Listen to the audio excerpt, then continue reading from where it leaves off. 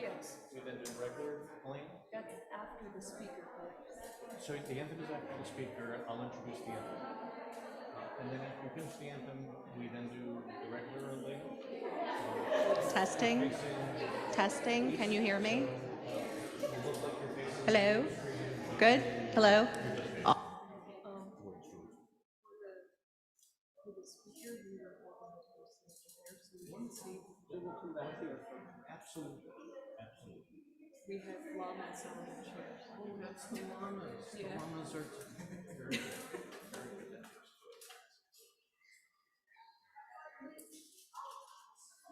But sure, the llamas are proud.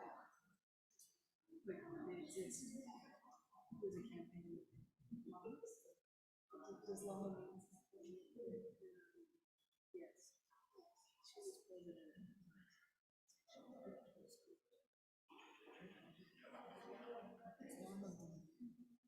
Very Why? and it's not llama. The mask.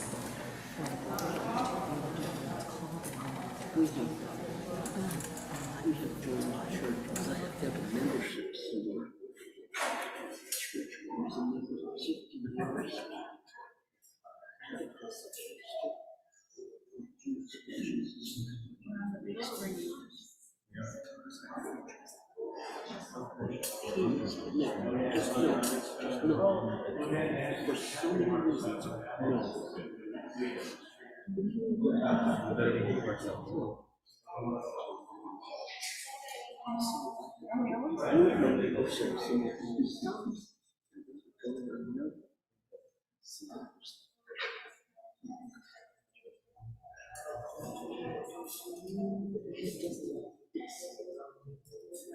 For so many reasons, no.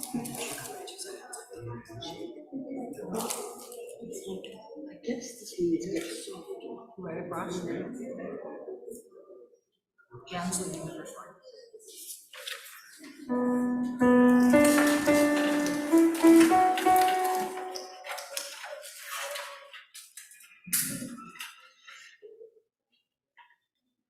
Circle round for freedom, circle round for peace, for all of us in prison, circle for release,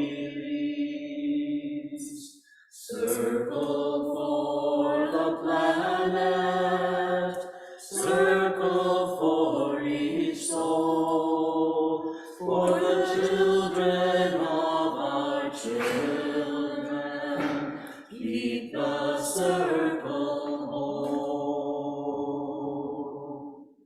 Circle round for freedom, circle round for peace, for all of us in prison, circle for release, circle for the planet, circle for each soul, for the children of our children, keep the circle whole.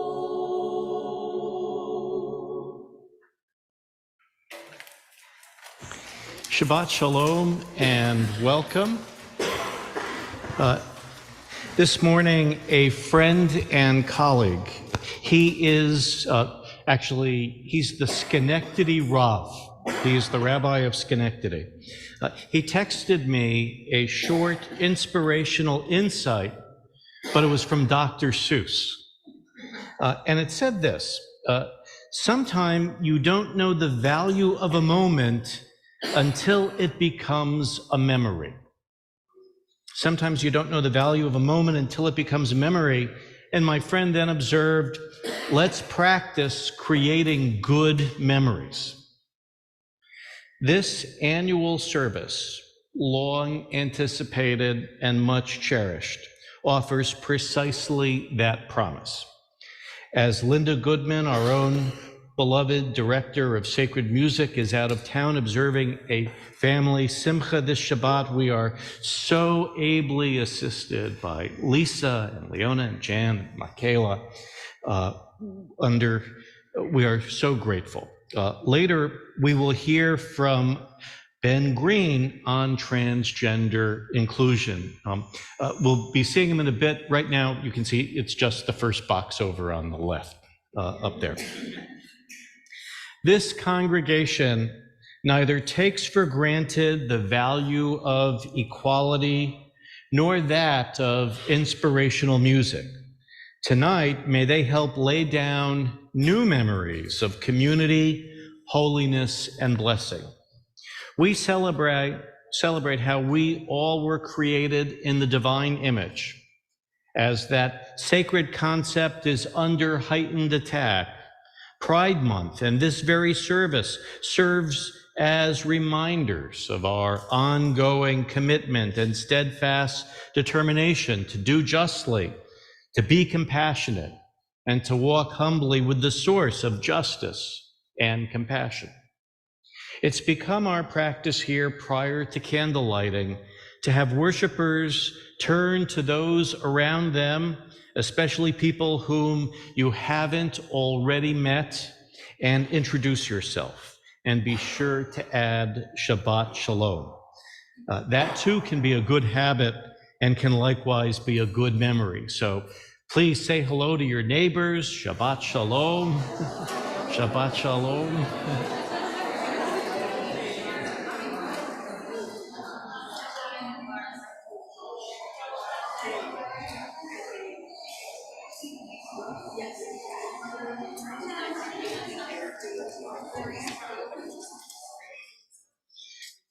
So we now follow the age-old Jewish practice of lighting candles to welcome Shabbat as they illumine and as they remind us of the light of the past.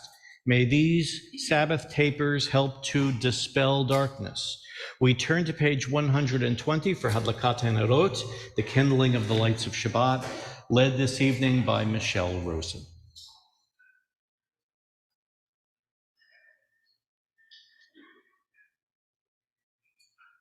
As these Shabbat candles give light to all who behold them, so may we, by our lives, give light to all who behold us.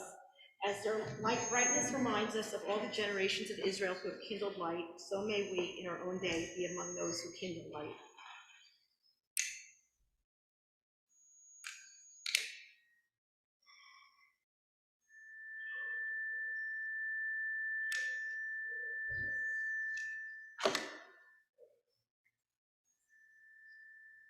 Baruch atah Adonai Eloheinu melech haolam, asher kishanu b'mitzvotav v'tzivanu l'hadlik ner shel Shabbat. Amen. Blessed are you, Adonai our God, sovereign of the universe, whose hallowed us with his oath, commanding us to kindle the light of Shabbat. Baruch atah Adonai Eloheinu melech haolam asher kidshanu b'mitzvotav v'tzivanu lehadlich ner shel Shabbat.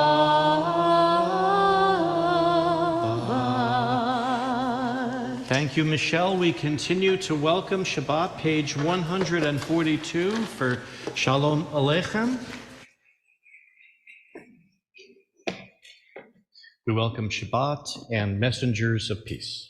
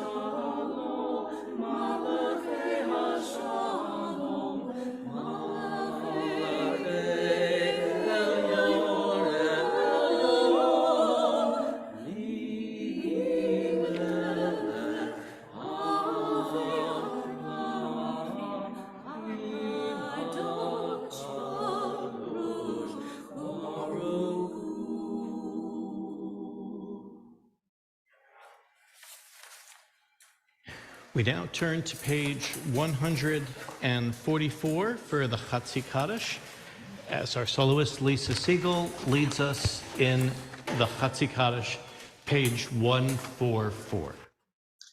I'm going to get my steps in tonight, Rabbi.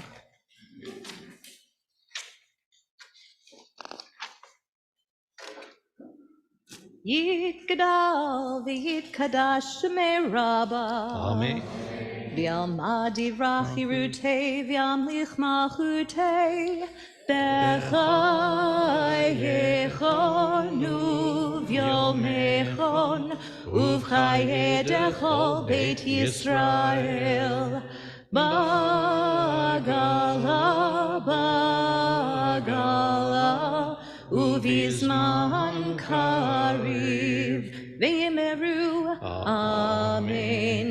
Yehishme Rabba Mevorach Leolam Ulal Me'amaya Yitbarach Yitbarach Ve'yishtabach Yitpar V'yitramam Ve'yitnaseh V'yithadar V'yitale V'yithalal Shemei Kudisha Brechu Leila min kol berchata v'shirata tushbechata v'nechemata damiram bi'alma ve'yimeru amen.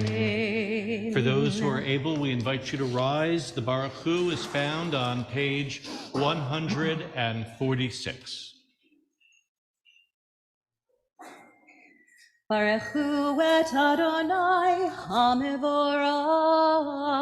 Baruch Adonai HaMevorach le'olam va'ed. Baruch Adonai HaMevorach le'olam va'ed.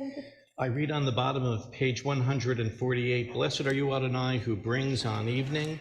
Baruch atah Adonai Ha'ma'ariv Aravim. And the bottom of page 150, praise to Adonai who loves your people Israel. Baruch atah Adonai Ohev Amo Yisrael. Page 152. Shema Yisrael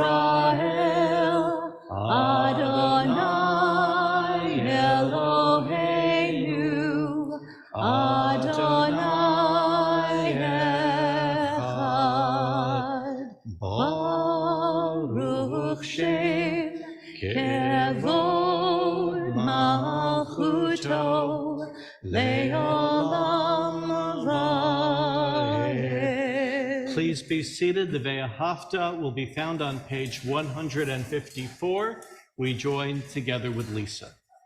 Ve'ahavta et Adonai Elohecha b'chol levavecha u'b'chol nafshecha u'b'chol me'odecha v'hayu hadvarim ha'eleh asher anochi mitzvavecha hayom al levavecha v'shinantam levanecha v'dibarta bam v'shivtecha b'beitecha uv'lechtecha b'derech uv'shochbecha uv'kumecha uv'shartam leot al yadecha והיו לטוטפות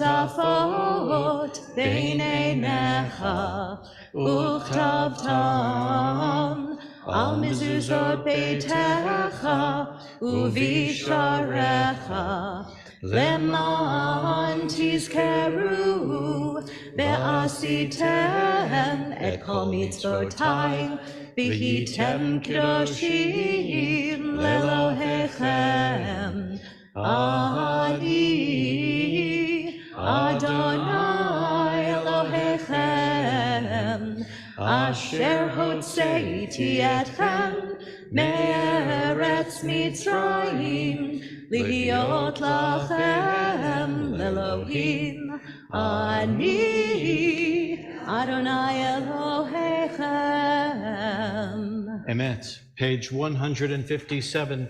Standing on the parted shores of history, we still believe what we were taught before we ever stood at Sinai's foot, that wherever we go, it is eternally Egypt, that there is a better place, a promised land, that the winding way to that promise passes through the wilderness, that there's no way to get from here to there, except by joining hands, marching together. Mi Chamocha, page 158.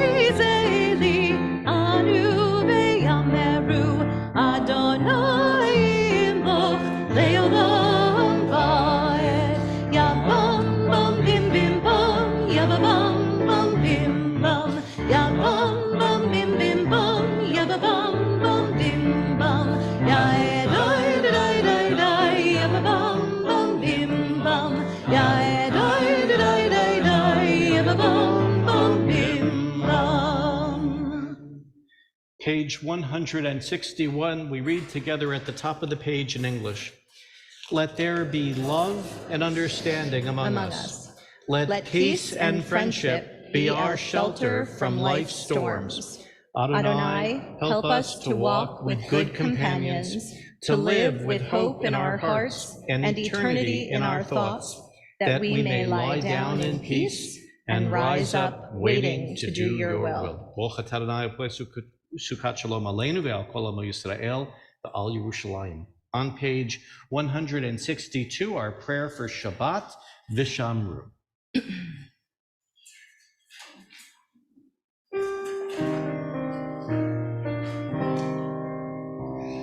Vishamru v'nei Yisrael et ha-Shabbat lasot et ha-Shabbat לדורותם בריתם. ושמרו בני ישראל את השבת, לעשות את השבת לדורותם בריתם. ביני ובין בני ישראל אותי לעולם, אותי לעולם. ושמרו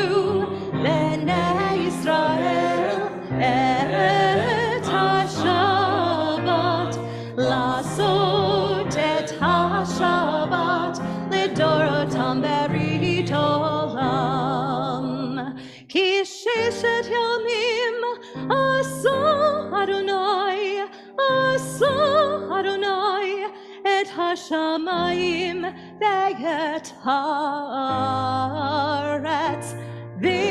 ושמרו בני ישראל את השבת, לעשות את השבת לדורותם ברית עולם.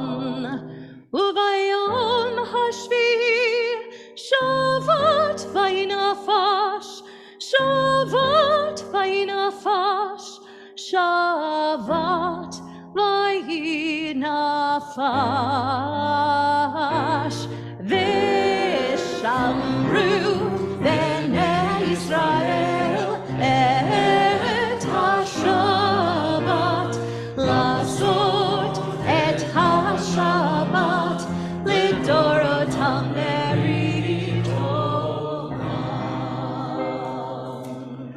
Our service now continues, page 164, with the tefillah. We invite those who are able to rise. We will be chanting the prayers on the even-numbered pages, on the right-hand pages, beginning on page 164, continuing to page 170. Adonai, sifatai tiftach, ufi agid tehilatecha. Adonai, open up my lips, that my mouth may declare your praise. Baruch atah Adonai, Eloheinu, Elohei Avotenu v'Imotenu, Elohei Abraham, Elohei Yitzchak, Elohei Yaakov, Elohei Sarah, Elohei Rivka, Elohei Rachel, Elohei Leah, Ha'el Hagadol Hagibor V'Hanurah, El Elyon, Gomel Chasadim Tovim, V'Konei Hakol, Zocher Chasdevot Ve'imahot, Umevii Gula Livnei Bneihem, Le'man Shemo V'Yahava, Melech Ozer Moshiach U'Magen, Baruch atah Adonai, Magen Abraham, Bezrat Sarah, Atah Gibor Le'olam Adonai, Mechayeh HaKol Atah Rab L'Choshia, Mechokel Chaim B'Chesed, Mechayeh HaKol Berachamim Rabim, Shahomech Noflim V'Rofei Cholim, Umatir Asurim, Umekahayeh Emunato, Lishenei Afar, Michamocham Al Yivurot, Umido Melech, Melech Lemid Umechayeh, Umatzmiach Yeshua, V'ne'emanat al hachayot ha'kol, Baruch atah Adonai, Mechayeh ha'kol. You are holy, your name is holy, and those who are holy praise you every day. Blessed are you, Adonai, the holy God.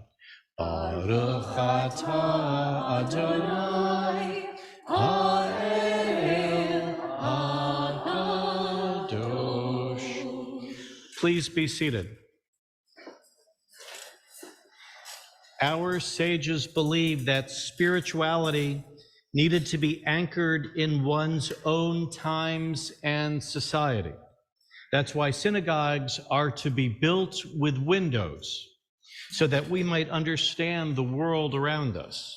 And that's why I'm always counting at least to 10. Judaism extols community and the minyan, the gathering as a collective. Of course, we needn't look far to see challenges to concepts of personhood and the targeting of minorities. They remain all around us. Last night's school board meeting in Newtown underscored how the efforts to ban books, notably with LGBTQ plus themes, such as the graphic novel Flamer, is more than a sad relic of earlier times. Yet the cynical attempt to intimidate educators and to stymie empathy, curiosity, and learning did not end as planned. Instead, parents and citizens, including our own Doria Linetz, successfully advocated for the retention of those works, lest educational professionalism be stifled, queer voices be silenced, and ignorant prejudice be encouraged. Alas, no one envisions the school board's unanimous decision for inclusion to in any way conclude raging cultural battles anytime soon.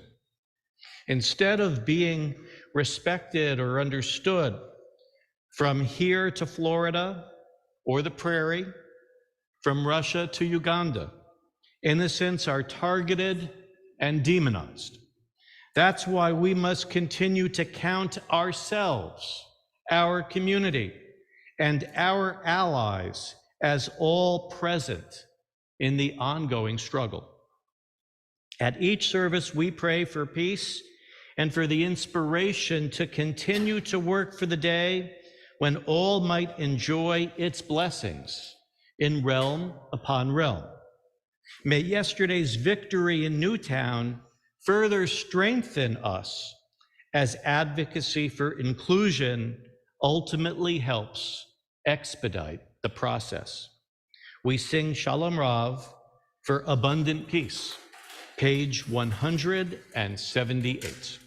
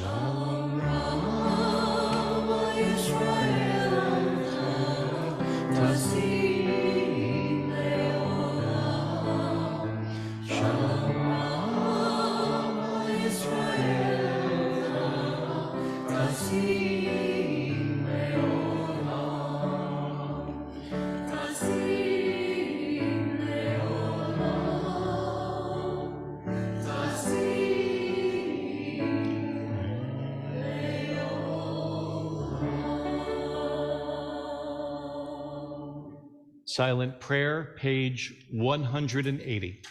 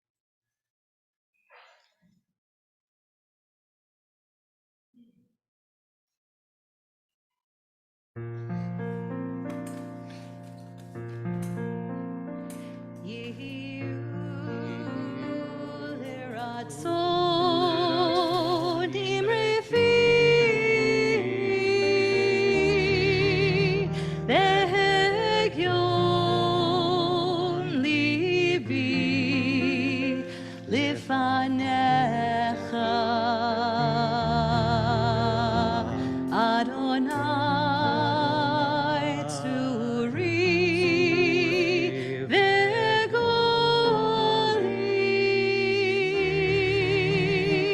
Adonai tzuri v'goli.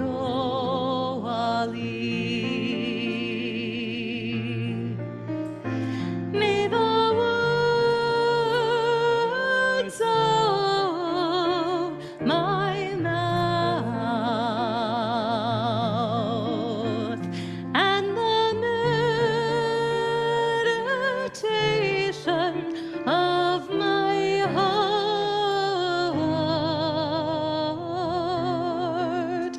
be acceptable to you, Adonai,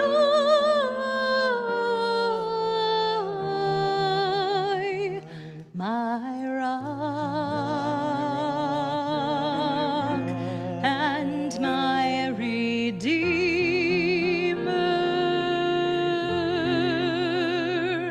Yehu leratzon imre fi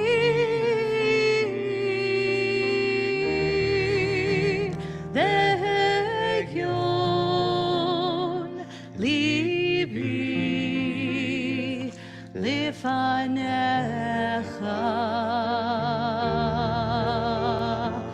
Adonai tzuri v'goli.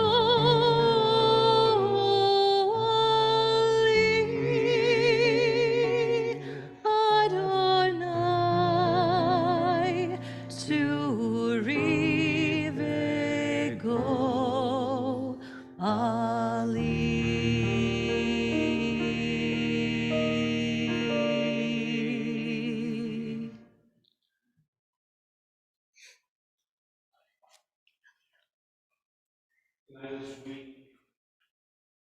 That is, we offer the blessing for healing.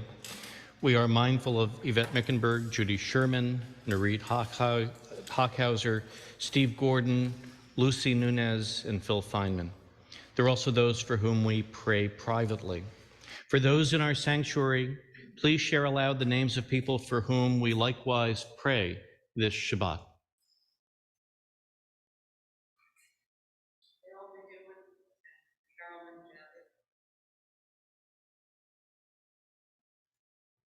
Carla Lichtenstein and Karen Grimm. Leonard C.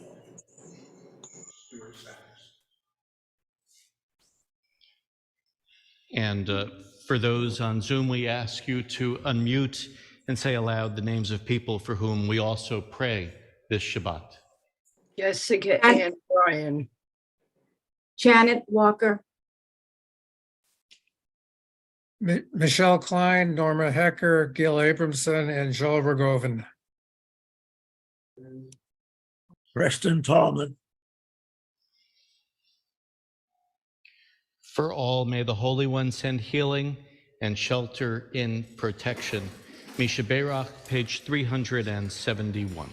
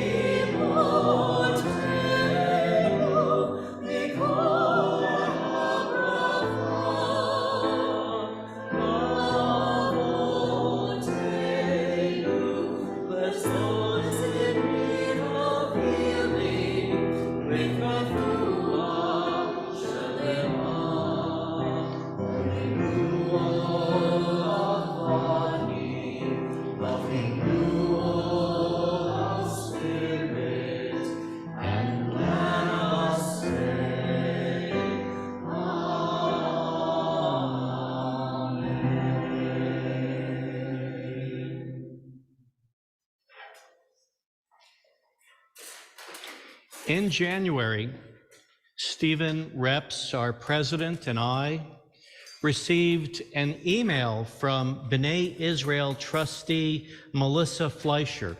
You can see Melissa, she's in the center, she can wave, and you can see there's Melissa with Jess and Jared. Melissa began this email. She wrote, and I quote her, "I have an amazing, and I mean amazing, speaker for Pride Shabbat." Melissa directed us to a TED Talk by Ben Green, a very close friend from Brandeis of her daughter Jessica. I learned so much from this TED Talk in so instructive a style. I thought, wow, Melissa is spot on, as did our leadership. For this synagogue, the word inclusion, already spoken several times, is not a simplistic slogan. It's a deeply felt sacred commitment.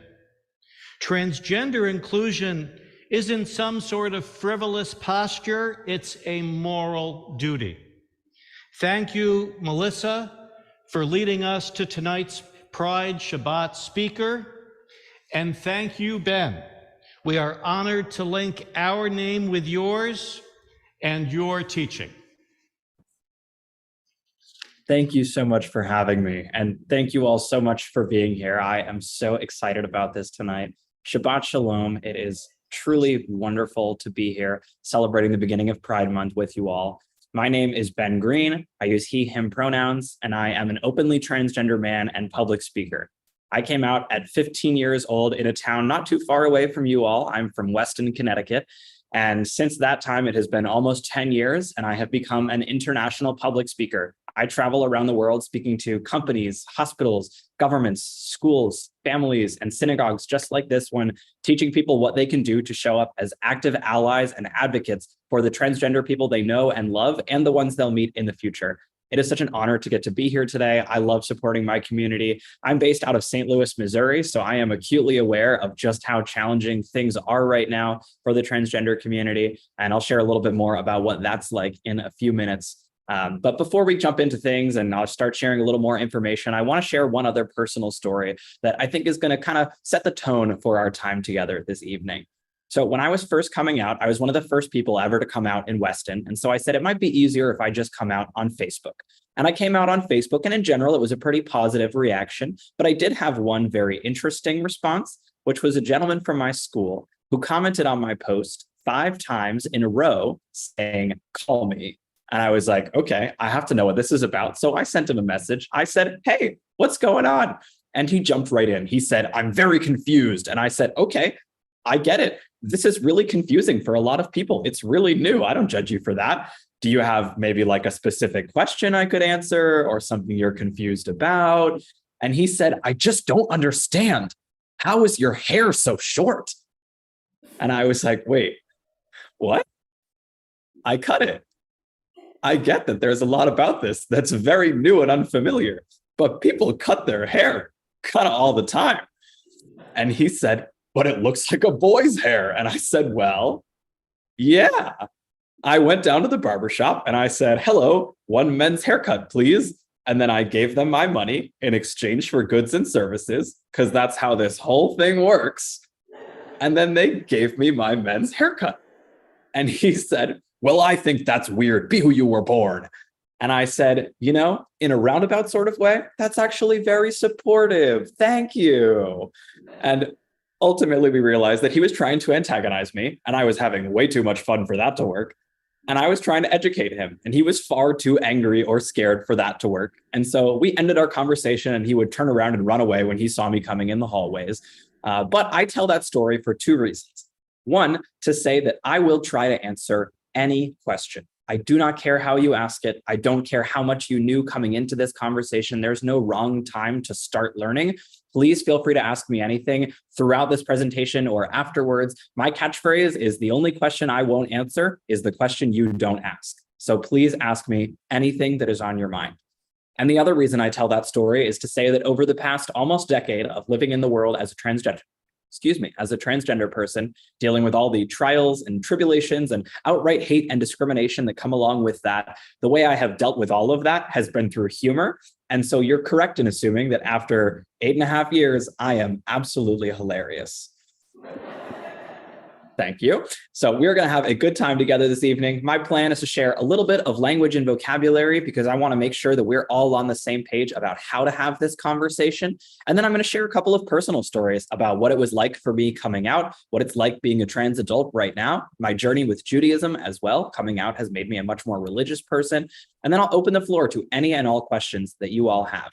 So that is my plan for this evening. So without further ado, I'm going to briefly share just a couple of slides up on the screen, if you're able to see those, just to make sure that we're all on the same page about this language. And if you aren't able to see it, I am going to read everything that is on here and narrate it. So don't worry too much about the visual. It helps me remember what I'm supposed to say. So I'm going to start here with the simplest thing on this graphic called the gender unicorn, which is your sex assigned at birth. That is biological. It is about the body that you have. Your reproductive characteristics, your chromosomes, your hormones, your genitals, all that good stuff is your biological sex.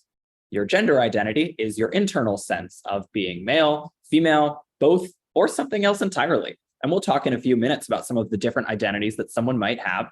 But the key to understand right now is that it is that internal sense. Your gender expression is the way you show that to the world. How do you act? How do you dress? How do you wear your hair? What hobbies do you have? And something I like to highlight, I like to do a lot of myth busting. So the first myth I want to bust is that gender expression and gender identity are always the same. They might have things in common, but they're not going to line up for everyone, because I couldn't give you an actual reason why most things that we say and know about gender expression are actually true. So as an example, something like nail polish, we see that on this expression spectrum as being a very feminine thing to do. I couldn't tell you why. It's paint that you put on your hands. I have no idea what's feminine about putting paint on your hands. It makes your fingers more fun to look at. I don't know. So while someone might paint their nails because they want to express more femininely, someone else might do it because they want to make their fingers more fun to look at. So all this is just to say we're not going to be able to know someone's identity or their pronouns just based on the way they're expressing themselves. Down here on the bottom of this graphic, we have your physical and emotional attractions. That's also known as your sexuality, or the LGB, part of that LGBTQ acronym. That's about who you like, who you love, who you neither of the above. And there are lots of different ways that can show up. And everyone has an identity in both the gender and the sexuality buckets. So that's the next myth I'm busting is I didn't come out first as queer and then say, actually, never mind, I'm transgender. I came out as queer at 14. And then at 15, I said, actually, I am both queer and transgender. And so the easiest way to remember the difference between your gender and your sexuality is that sexuality is about your relationships to others and gender is about your relationship to yourself. So now I'm going to share an analogy about some of the different gender identities that someone might have. And I'm going to do that through this analogy about sitting in chairs. And I came up with this analogy when I was in high school because pretty quickly after coming out, I had to become a perfectly well-spoken educator because nobody else had had opportunities to ask their questions before. I was the person everyone came to. So I had to get pretty good pretty quickly at answering the question, what does it mean to be transgender? What does it mean to be non-binary? And so I came up with this analogy as a way to explain to all the people around me what I was going through, what other people that they might know were going through, or certain celebrities. And so here is that analogy that still has a very special place in my heart. We're going to imagine that for simplicity's sake, when someone is born, they're born sitting into one of two types of chairs, a firm, tall stool and a soft, squishy armchair. So everybody is born sitting down, and this chair is going to represent your biological sex. So we've all sat in a chair before, right? And when you first sit down, you are aware of that chair. You feel it. You feel how comfortable is it? Does it feel nice on my back? Is it the right height? Is it a little bit too warm? You're aware of that chair. But if it's comfortable, you kind of stop feeling it. You aren't always thinking about the chair you're sitting in if it's an average amount of comfortable. Most people don't feel their chairs. They are comfortable and content to stay in that chair for all of time. They identify as what's called cisgender, or having a gender identity that is the same as your biological sex. Not a bad thing, just a vocabulary word. Whether or not you know it, most of the people here probably identify as cisgender. So again, that just means that you identify with the sex you were assigned at birth. You're comfortable in that chair. Now, at some point before, we've all sat in a chair that's uncomfortable, right? And for whatever the reason, it's too short, it's too tall, something's poking you. It can be really distracting. And the longer you go sitting in a chair that doesn't feel right, the more that can become downright painful. So this feeling of discomfort or distress due to a mismatch between someone's biological sex and their gender identity is what's called gender dysphoria, and it can be really challenging to deal with. So at this point, I also want to add a really important caveat. I am an expert on two things. I am an expert on the academic side of this conversation, thanks to years of research and study and practice. So I can tell you all about the history, the etymology, the meaning of these words, the science behind them. And I am an expert on what these words mean to me. I'm an expert on my own story. I can tell you what gender dysphoria looked like for me when I was growing up. But what I'm not an expert on is anyone else's story. So I can't tell you how a single other trans person is going to experience gender dysphoria. There are so many different ways that can show up for different people. So make sure as I'm sharing my stories, you aren't viewing me as someone who represents the entire trans community. I am just one trans story. So as an example of how that might show up for gender dysphoria, I know for me, I experienced a lot of dysphoria about my chest. And when I had top surgery to make my chest appear more masculine about 5 years ago, I stopped experiencing gender dysphoria. I am very comfortable in the chair that I'm sitting in. There's also been a shift in language lately that I've really been loving, where for a long time, we talked about trans identities almost exclusively through this lens of misery. We talked about trans people as being trapped in our bodies and trying to become less miserable. It was all about how we could get from a -10 to a 0. Don't get me wrong. I love not being at a -10. That is a terrible place to be. I did not like it there. It was not a good time. And a 0 is fine, but that's like moving from a cage to a Best Western hotel. It's fine, but I don't really want to live there. I could stay there for a little while, but it doesn't feel like home. So there's a new conversation talking about gender euphoria, which is about going from a 0 to a 10, finding home and joy in our bodies. So for me, I started hormone therapy, not because I was miserable without it, but because I'm even more joyful with it. And so as we're talking about trans identities and meeting trans people, remember that there might be challenges that come up. We might talk about dysphoria, but we aren't just people who are experiencing exclusively misery. We are also trying to find joy and home and celebration in our bodies and with our identities. So euphoria just means that joy and comfort when you are really comfortable in that chair, when it is the biggest, squishiest armchair or the perfect height stool, whatever the reason, that joy when you feel seen as you are is magical. So if someone is uncomfortable in the chair they're sitting in, what's the easiest solution? Just move. Find a more comfortable chair. Now, the top 2 things to note about the way that I move my chair. One is that I'm not kicking over everybody else's stool because I don't like stools. I just want to be allowed to sit in a chair that's more comfortable for me. There is this misconception that trans people are trying to change everyone's gender and make everyone trans. I promise, I am not the boogeyman hiding under your bed, waiting to steal your gender when you fall asleep. I just want to be allowed to sit in a chair that makes me feel more comfortable. And again, I can't speak for all 3 million plus transgender people in the US, but I'm going to say I can go for at least 2.99 million of us when I say that none of us care where anyone else is sitting. We just want to be allowed to sit in the chairs that make us feel the most comfortable. And the other thing I'll note, and if you take one thing away from tonight's conversation, I hope it's this. I am the same person sitting in this armchair as I was sitting on that stool. I'm just more comfortable. When I came out, there were a lot of people who expected everything about me to change, including myself, because I thought that was the only way. My whole personality, I decided to decry all of my friends and hobbies and passions and personality traits, and I felt like I was putting on just as much of a performance as I was when I was pretending to be a girl. It wasn't until I said the only qualification that I need to say that I'm Ben is to say that I'm Ben, that I finally felt like I was alive. And so if there is a person that you know and that you love, things are probably going to change. There are probably going to be things that are unfamiliar. They might change their name or pronouns. They might change their appearance. They might go through medical changes, or they might not, because there's no right or wrong way for someone to move their chair. But at the end of the day, that person that you know and that you love is still very much alive. They're just a whole lot more comfortable. So this explains someone who is transgender, which most broadly just means someone whose gender identity is different than the sex they were assigned at birth. But as some of us may have heard, there are a lot of ways people are identifying other than just male or female. Gender exists along a spectrum from male to female, and people can fall anywhere along that spectrum they want to. So how does this fit into our analogy? Well, maybe someone wants to sit in a chair that's a little bit softer than a stool, but a little bit taller than an armchair. Maybe someone wants to sit in one type of chair one day and a different type of chair a different day. Maybe someone says, I just don't get it. No matter what chair I sit in, I'm uncomfortable. I'd rather just stand up. People can identify as gender fluid, agender, and a whole host of other identities that fall under this umbrella term non-binary, which just means not one of the two binary identities, being male or female. And at this point, I like to add a really important caveat, which is that I have a lot of people come to me and say, Ben, I'm feeling kind of overwhelmed. I don't know how I'm supposed to keep track of all these gender identities. It feels like there's a new one every day. And I'm going to let you in on a little secret.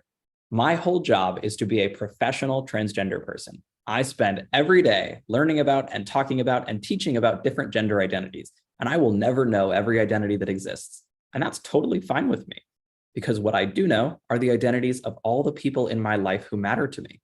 I'm not hurt by there being, 10 different gender identities, 20 different gender identities. That doesn't take anything away from me.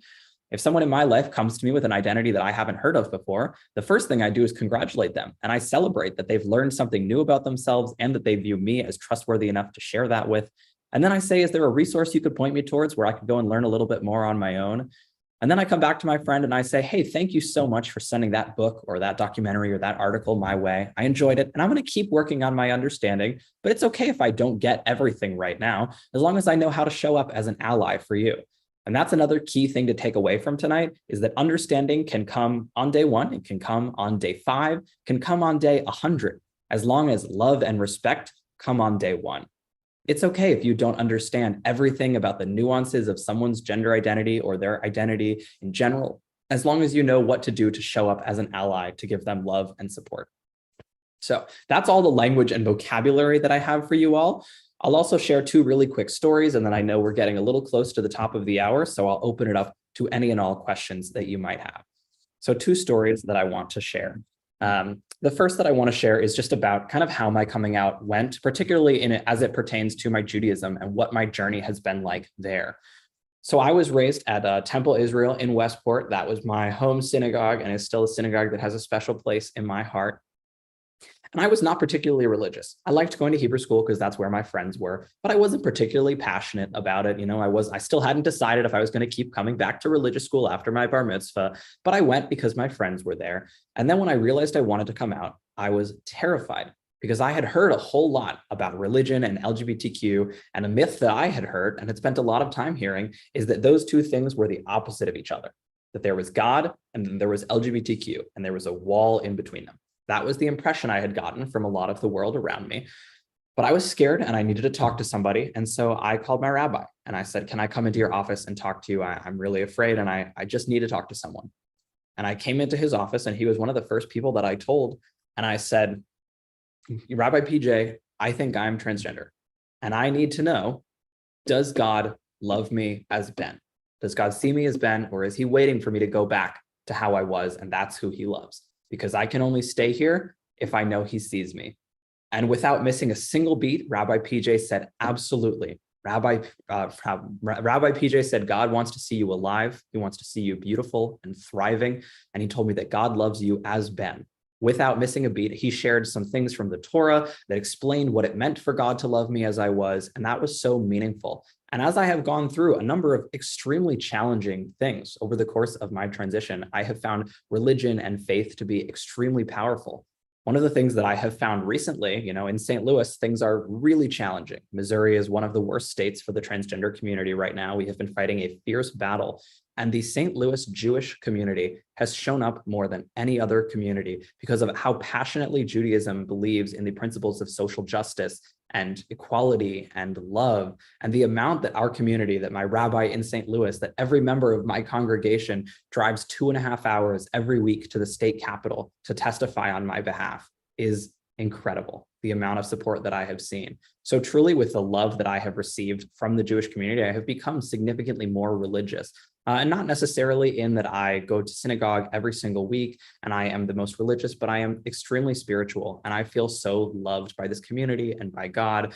And there's one quote that sits with me and weighs on my heart particularly heavy that I find to be really special. We think a lot about how God created us and does God make mistakes? And I don't think that God made a mistake in the way that he made me. I don't think I'm correcting something.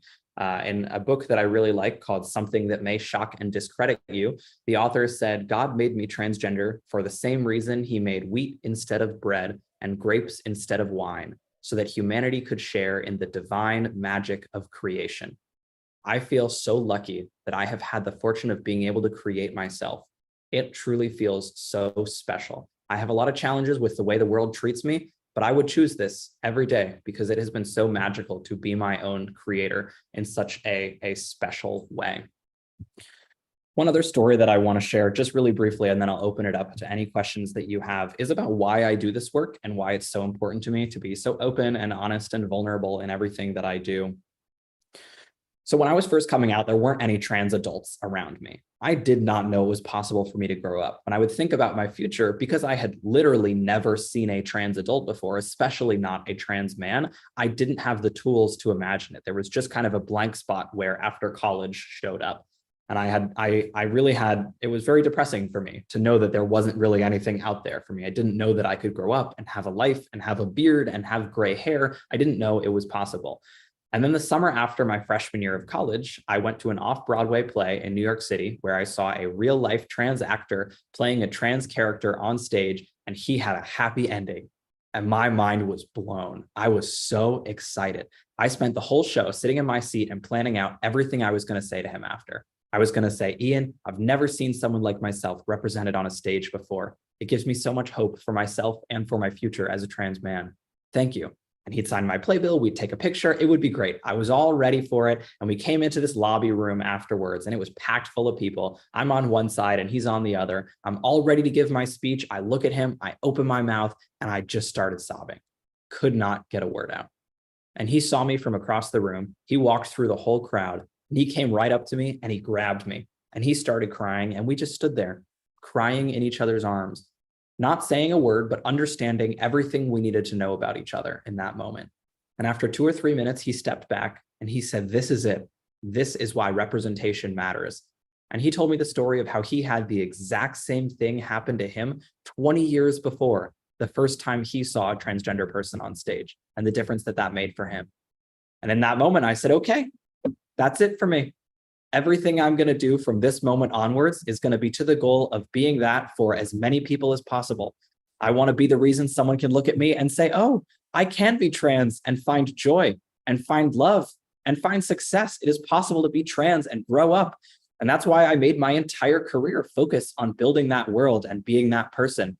And I realized pretty quickly that I was not going to be able to do that all on my own. And I realized that because I got to tell that story at a high school in a small town in Massachusetts about a year ago. And I told that story and then the bell rang to send the kids off to their buses. And so I came down off the stage after they, clapped for me and started leaving, came down, started packing up my bag. And when I turned around to walk out of the auditorium, there was a line of 40 kids waiting for a hug. And I realized in that moment, not only that I was getting to live my dreams and that I was so fortunate to be a part of building that world, but I realized that the building of that world started long before I got to that school and will continue in that town and for those kids long after I left. I got to be a point in that journey, but the reason those kids felt safe enough to line up at that stage, the reason those kids knew enough to identify with what I was saying to line up and ask for that hug, that was thanks to their parents, their family members, their teachers, their community members. That was thanks to their whole community putting their arms around them and said, we are building a world where we want to see you grow up and thrive and grow old and be joyful and have gray hair. We want to see you happy. And I am so fortunate that I get to do this work and meet so many people who are just as passionate as I am about building that world, who have been passionate since long before I was born about building that world. For members of the queer community today who are older than me, thank you for building a world where I am able to do what I can do. The fact that I can be here in this synagogue, sharing this story, the work that you do, the way that you have lived your lives has built a world where I am able to do this. And I am taking the torch and continuing to carry that and build that world even better for the people that come after us. So thank you all for being a part of building that world with me, for being here tonight, and feel free to ask me absolutely any questions you want. Thank you all so much.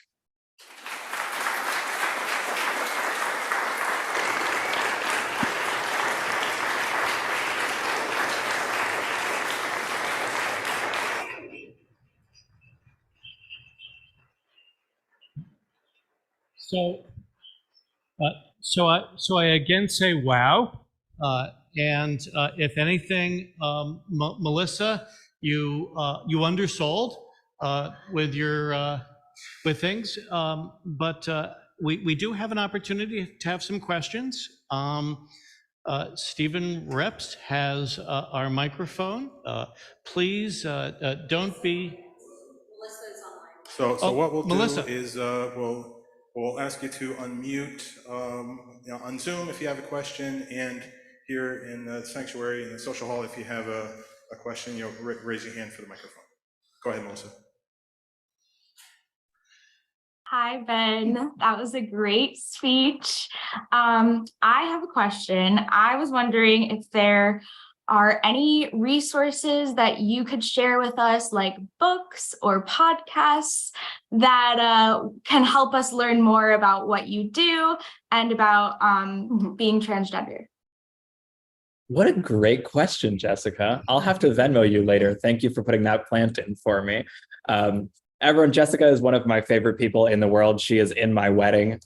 She is one of my dearest friends. The whole Fleischer Kokomazi family are truly some of my favorite people.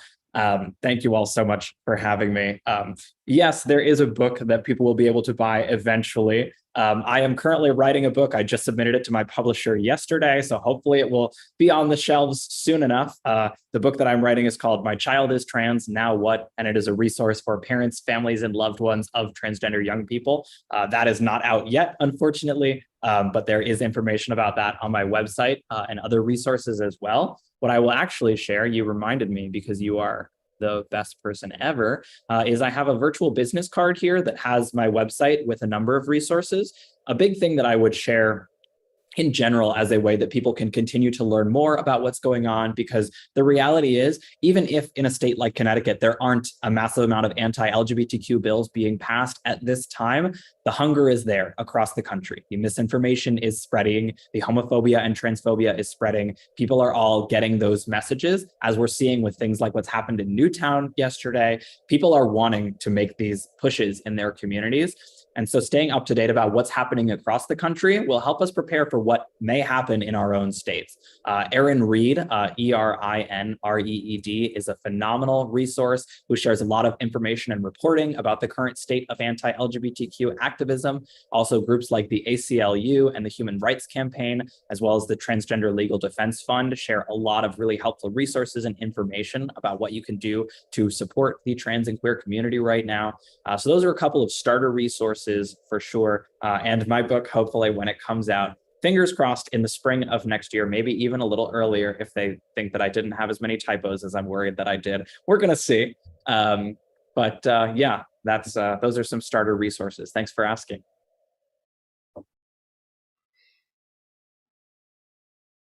What other questions are there? Truly, you can ask me anything that you'd like.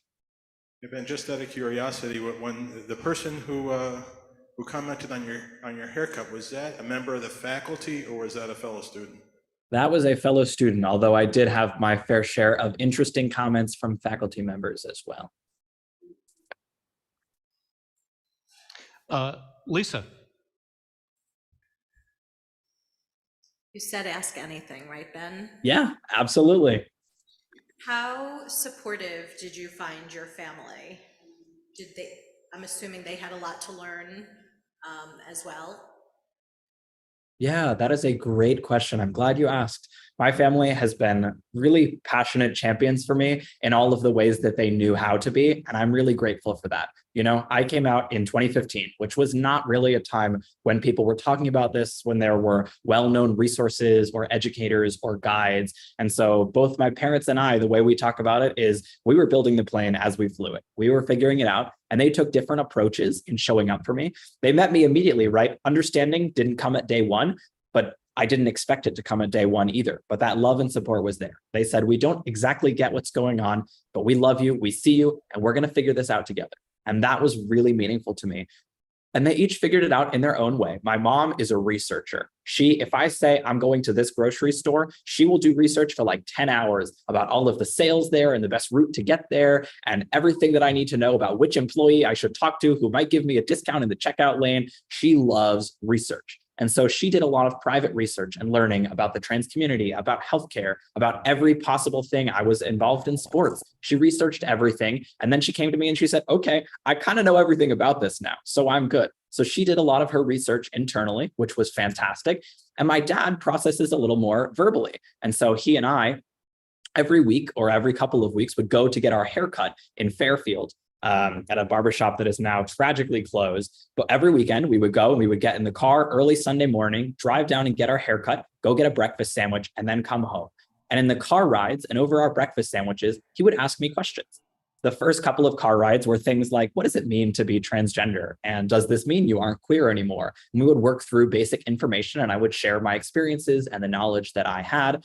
And by the time I graduated and was heading off to college, we were debating like Foucault and gender theory. And he had called me when I went to college and he was like, I just taught my friends about Foucault at a party. And I was like, wow, I love this. So they each processed in their own ways. And the way we describe their support for some of the more permanent parts of my transition, like my name change, coming out to my community, and certain medical procedures that I've undergone, we describe it as like a bungee cord.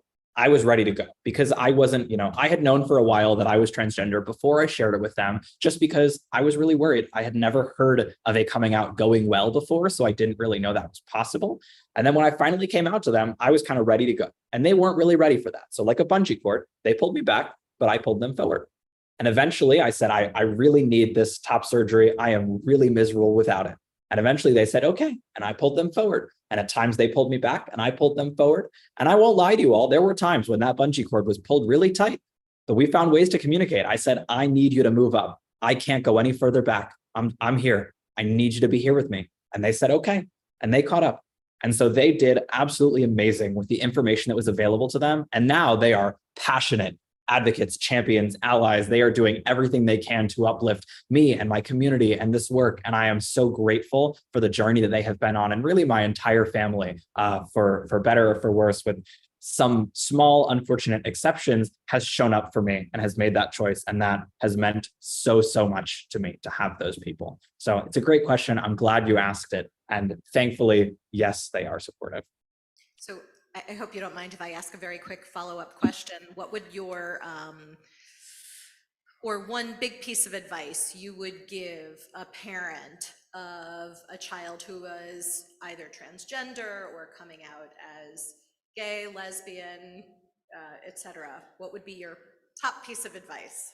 Yeah, that is a great question. I'm very glad you asked that. The biggest piece of advice that I have is to recognize that that young person is the leading expert on themselves and what they need. There are a lot of people who assume that kids can't advocate for their needs, that don't know what they want, that don't know their identities, but they do. We see in study after study that kids who share about their gender identity, who ask for things, who ask for them as teenagers and adults, that doesn't go away. The pain doesn't end. We need that love and support kind of from the start. And so acknowledging that your child knows themselves the best and listening to them to know what they need. And this isn't just about medical things either. My parents, I came out as Ben before I started using he, him pronouns because I was really nervous. I wasn't ready. And then I said, please don't tell other people yet. And then I said, tell people if they need to know. And then I said, tell people that they can call me if they have a trans kid because I can support them. And now I still get to do that. But I have, over time, my needs have evolved. I have continued to advocate for them. And that has made the biggest difference for me. Of all of the allies that I have, the ones that I remember the most and the ones that I am most comfortable with and go to the most are the ones who I know listen when I say what I need, rather than saying, I think I know what you need, here it is. So acknowledging that they're the expert is the key. And I'll also say, as one other tip, call me. Not as a joke. I do a lot of completely free coaching for parents and families of trans kids. This is not like a sales pitch. This is just me offering a resource. I will spend as long as you need on the phone talking through any questions that you have. Please feel free to reach out or send anyone that you know who needs someone to talk to. Please feel free to reach out to me. But again, that young person, they are the expert on themselves and their needs. It's a great question. Thank you for asking. Thank you, Ben. Thank you for being who you are. Barbara? Ben, you're an extraordinary young man, and I'm thrilled to be listening to you. Could you share with us, please, what was your greatest challenge over the past 10 years, and how did you overcome it? Yeah, that is a good question. I think one of the biggest challenges that I have had to overcome, there have been a lot of things that have impacted me in different ways. And, I think there's some good competition for it with the current waves of transphobia and homophobia. And those are indeed terrifying. I have had to create a series of backup plans about how I might flee my state if I have a month to do it, if I have a week to do it, if I have a day to do it, and any of those could become immediate possibilities. So that's definitely a challenge for me right now, part of it. But I think one of the even bigger challenges is feeling like since the moment I came out, everything about this movement sat on my shoulders. I'm going to be very real with you all for a moment. I had to grow up the second that I came out. I think I'm really fortunate for a lot of the work that I got to do. It made me into the educator that I am today. And I love the person that I am today. But also, I had to, I realized that our guidance staff wasn't trained to support trans students. And so I trained the guidance staff. I realized we didn't have inclusive policies, so I wrote the policies. We didn't have a student group, so I started running the student group. There weren't other people for LGBTQ students to talk to or look up to, so I was that person for every single one of them. It was so empowering, and also it was exhausting. It meant that I was missing senior skip day so I could come in and teach the administration about what the best practice policy was for graduation. It meant that I did not get to be a kid. It meant that I grew up and look at the movement and say, if I take a day off, I feel like everything is going to be terrible, and it's because of me. There is a little part of me, because of the work that I do, that feels like when one of these bills passes, there's a little piece of me that feels like it's my fault, that feels like I did not do enough to stop it. And this is like, I don't normally get this real sometimes, but you asked a question, it's been very present on my mind. The biggest challenge is just feeling like it all has to fall to me, which is hard. And I think the biggest thing that I've been trying to remind myself is that this problem was meant to be huge. It was not meant to be an easy to solve problem that one person could ever fix. There's no such thing as enough. That's what I've been really reminding myself in overcoming that challenge. There's no such thing as enough. One person can never do enough because it was never meant to be something one person could fix, which also conversely means that everything is enough because all that we can do is all we can do. If I do my best and I need a day off, great. That means I'm doing all that I can do. And so I have found my ways to make my peace with that, found ways to allow myself to be a kid. Even though I'm an adult, I still honor that part of me and get to do those, teenage boy things that I didn't get to do as a teenage boy. I get to, honor that part of myself. I get to take breaks when I need them. And it has been an uphill battle getting to this point. And it's something that I talk with a lot of other people who carry similar burdens on their shoulders about. But anyone who might be resonating with what I'm saying, please know that there are so many of us out here who are fighting this fight, and no one of us is responsible for fixing it on our own. Share that weight, share the torch, ask your allies to help you as they can. Know that it is not all on you. You got to take a break because this is it. This is a marathon and not a sprint. It might feel like it's a marathon at a sprint pace, but if you don't take a break and drink some water, you're going to pass out. You're not going to make it to the end of the race. So take a break, breathe when you need it. That has been one of the biggest challenges for me lately and kind of throughout the course of my transition. And Ben, thank you again so much, so much.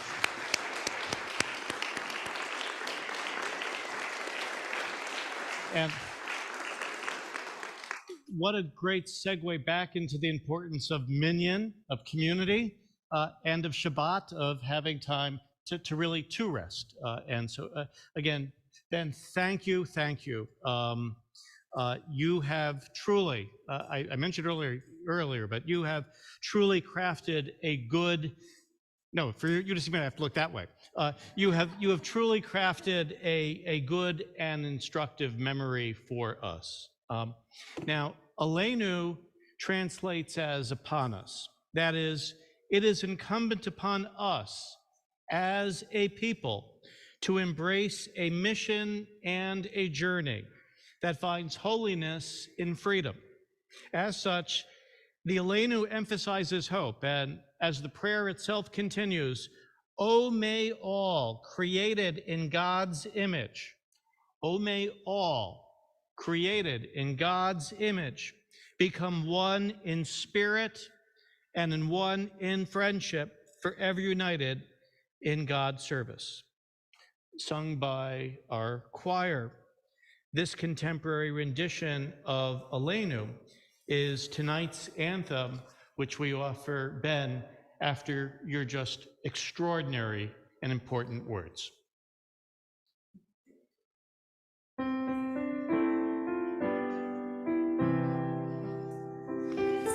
Us to call ourselves to task and to seek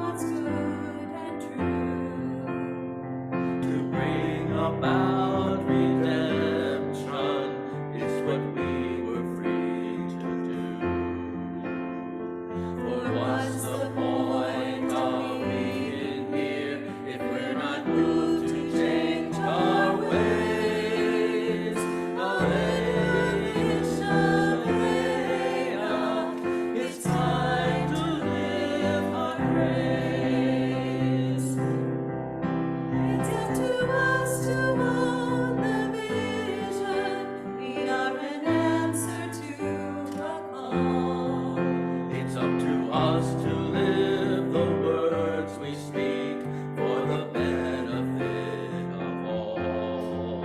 It's up to us to bow down deeply. There's a broken world to raise. Alleluia, it's time to live our praise. Alleluia.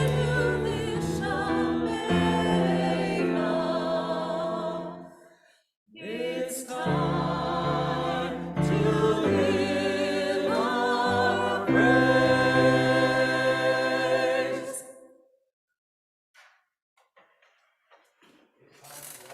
The Elenu is found on page 586.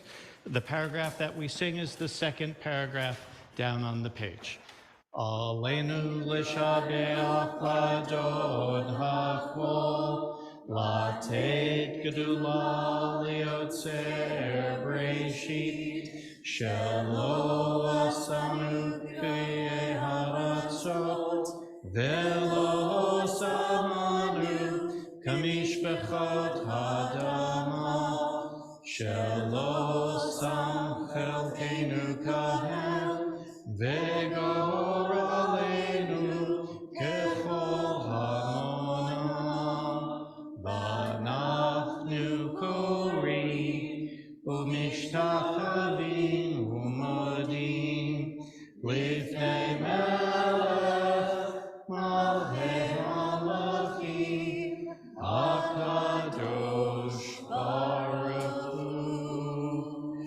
Please be seated. Page 591. The Nemar, Behaya Adonai, Lemelech al kol haaretz, Bayom hahu, Bayom hahu, Yeh Adonai echad. Ushemo, Ushemo, Ushemo echad. Page 598. At this moment in our service, we now call to mind our own beloved dead. We pray on their behalf. We voice the confidence that they are remembered for blessing. I ask that those in mourning or remembering the anniversary of the death of a loved one, please to rise if you are able when their name is mentioned, whether you're in the sanctuary or joining us on Zoom. During Shiva, we remember Elihu Hill, father of David, and Keith Albee, brother of Catherine. During Shloshim, we remember Retta Fagan and Audrey Megiddo, mother of Matt. We remember the yahrzeits, the anniversaries of the deaths of Burton Albert, Hilda Albert, Jacob Bamberger, Bernard Burnham, Meyer B. Erlanger Sr., Tilly Fisher, Doris Goodman, Henrietta Trier Greenberg, Moritz Lax, Patricia Ludwig, Sheila Mahler, Norman R. Richards, Maita Saper, David Stein, Pansy Wharton, W. Theodore Whitman, and Boris Woloshin. We ask our worshipers in our sanctuary, should you have a dear one to add, to please rise and say their name.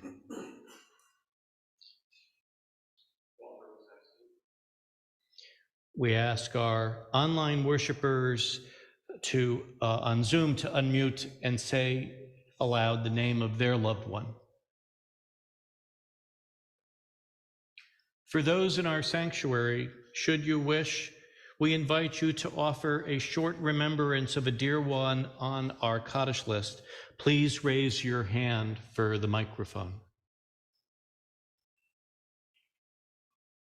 We remember the Ukrainian victims of Russia's invasion Each Shabbat, we also mention 6 names amongst the 6 million murdered in the Holocaust, the Shoah. This week, we remember Israel Magenz, Sarah Magenz, Anna Zweibach, Golda Zweibach, Nehemiah Zweibach, and Abram Dordick.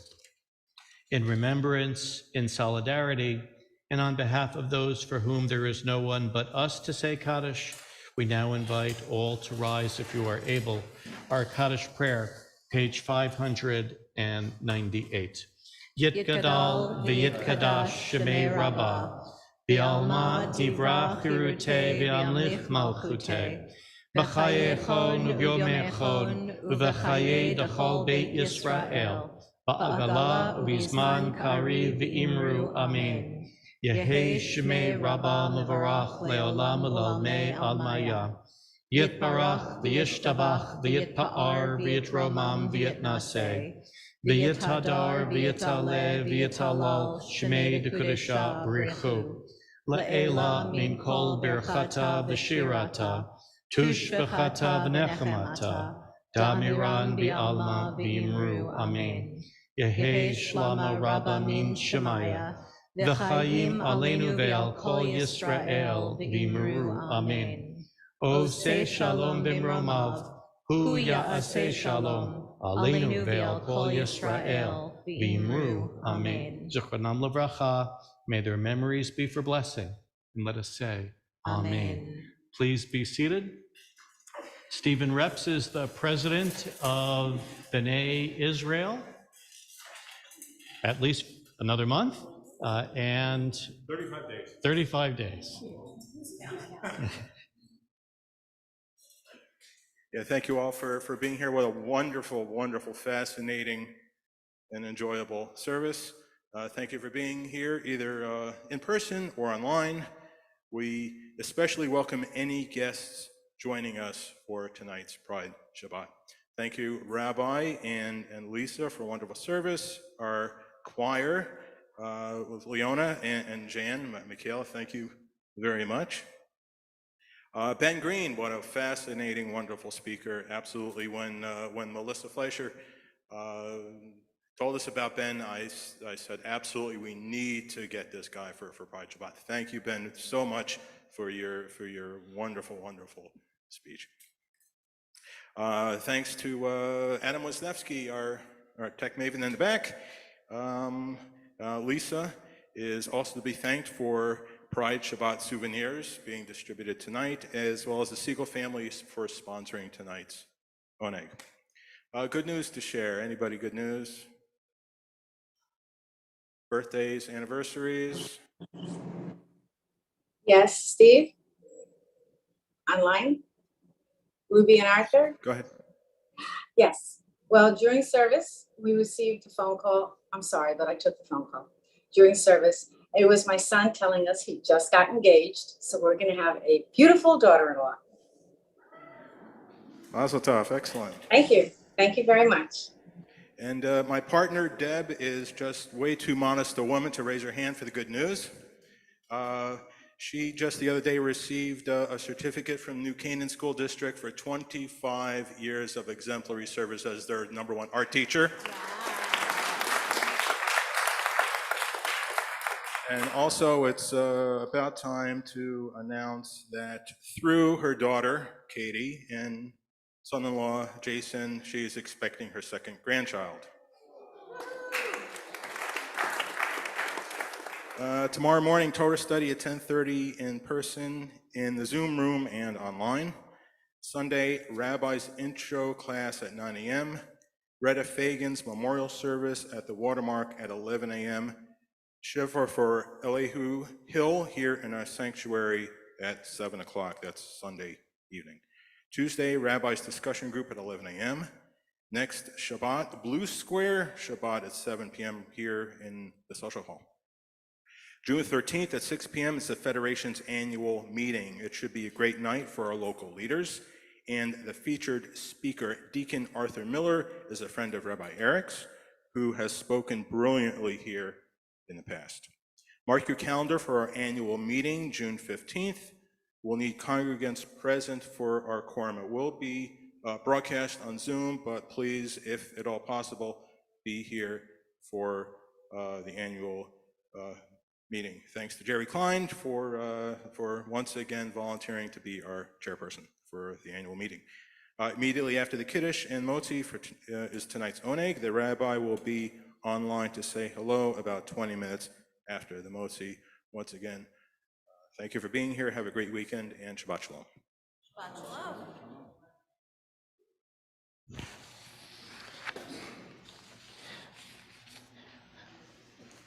Our final song is not in the prayer book, but it's one that will be familiar to many here, and how great that it really is an intergenerational final song this evening, based upon part of the Aleinu, and this song is One Day.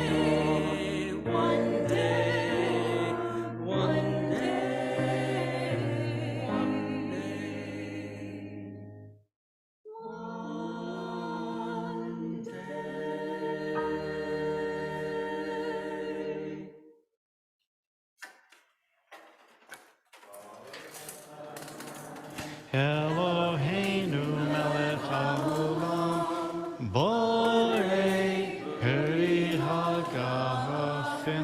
Amen. L'chaim. Baruch atah Adonai, Eloheinu melech haolam, hamotzi lechem min haaretz.